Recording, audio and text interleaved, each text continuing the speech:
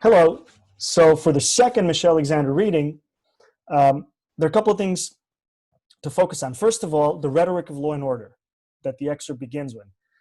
Think about what the word rhetoric means. Look it up. If it's not clear, we'll talk more about it, but I'll give you a hint. It has to do with how we use words in order to make an argument, to say something about something, in order to persuade and convince other people to agree with our positions. So what is the rhetoric of law and order about? Who came up with it? For what reason? When? Like what decades?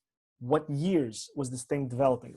What was happening in America when the rhetoric of law and order came up with? This has to do with why they came up with it in the first place. So think about what the rhetoric of law and order was about, who set it up, and for what reason. Second thing is, notice how because of the civil rights movement and the Black freedom movement in the 1950s and 60s,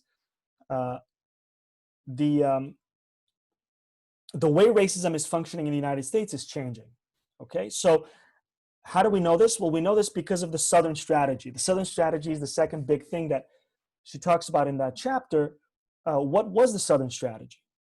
Right? Who came up with it, and what were they trying to achieve with the Southern strategy? Because it's a strategy, it's a thing to accomplish something in American politics.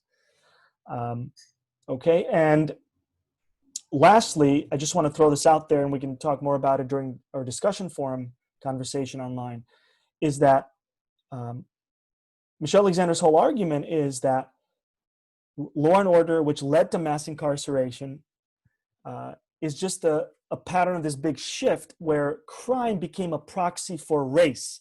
Crime fighting became the way you did policies, if you're the government or companies, businesses, and so on and so forth.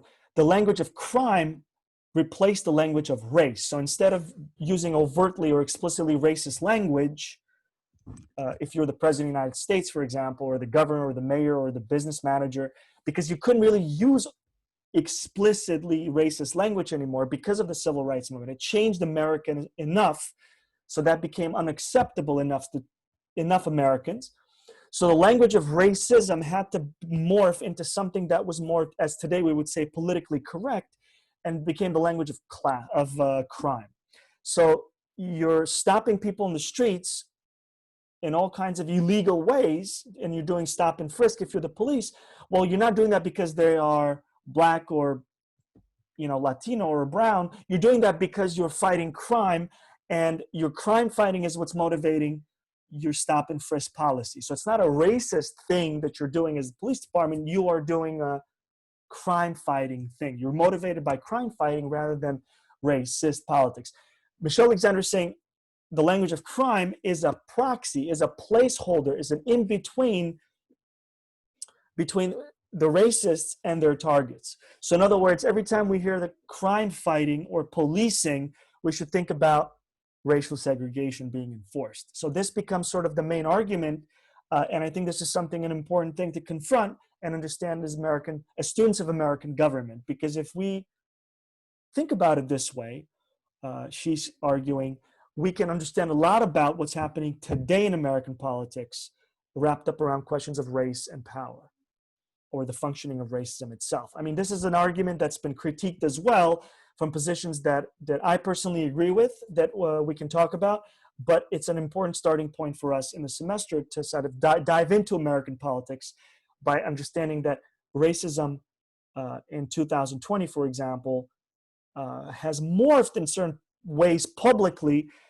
from what it was in the 1950s and 60s. In ways it's becoming more subtle and less invisible and more invisible in a certain way. And Michelle Alexander's point is, let's be aware of that through the language of crime.